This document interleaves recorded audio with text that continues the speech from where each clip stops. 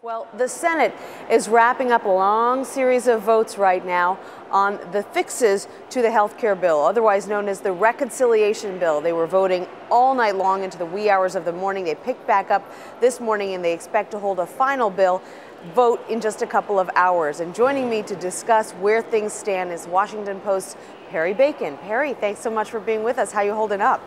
Doing good. Good to see you, Nancy. Good to see you too. All right, so basically the Democrats succeeded all night long in voting no, striking down all of these Republican amendments that were brought up. I think there were something like 30 of them, or 35 so far. They've all been struck down, which means that this bill stays largely intact as it heads to the House. So what does that mean for its chances of passage in the House? So it's pretty much guaranteed of passing the House tonight. In fact, there's a couple of changes in the bill that have been made that'll have to be made, and mainly involving the language of the bill, not really any of the major provisions in the bill. So from here, it'll go to the House, and everyone expects that the same number of House members who voted for the actual legislation on Sunday will also approve this. So we're nearing the end of this is probably like the last day of the healthcare process. I know, which is really amazing to think about after all these months.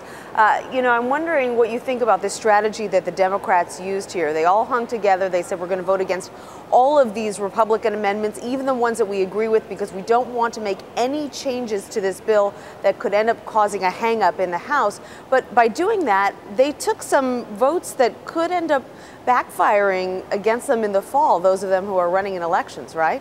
That's true. There were some votes on Medicare, particularly, and things like that, where I think that the Republicans will use these votes looking back in the election. At the same time, I do think we're a little bit in the press, like, suggesting that healthcare. I mean, today is, we're in March. It's probably the electoral map, the electoral situation will look much differently in November than in March. It's probable that voters will be focused less on the day-to-day details of what was in the healthcare bill, and probably more on whether they have how the unemployment rate is going, how the economy is going. I think this healthcare process may be less important than we think it is right now for the election in November.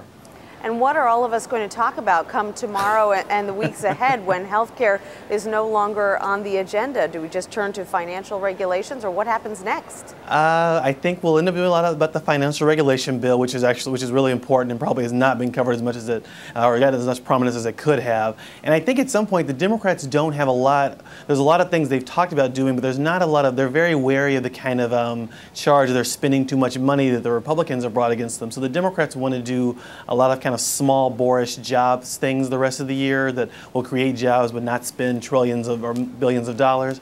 And they also would like to do something on energy, maybe not the biggest bill possible, something on energy, but otherwise I think we're going to see a shift toward members thinking about how to make sure they get reelected, particularly among the Democrats who are in districts that McCain did well in or Obama's not very popular in. Got it. Well, at last check, the House was scheduled to vote on this reconciliation bill, assuming the House passes it in a couple of hours, at 9 o'clock tonight. And if that happens, then, hard to believe, but this health care debate will be, by and large, over, at least for now. Washington Post Perry Bacon, thanks so much for joining us on Washington Unplugged. Thanks for having me, Nancy. Sure thing.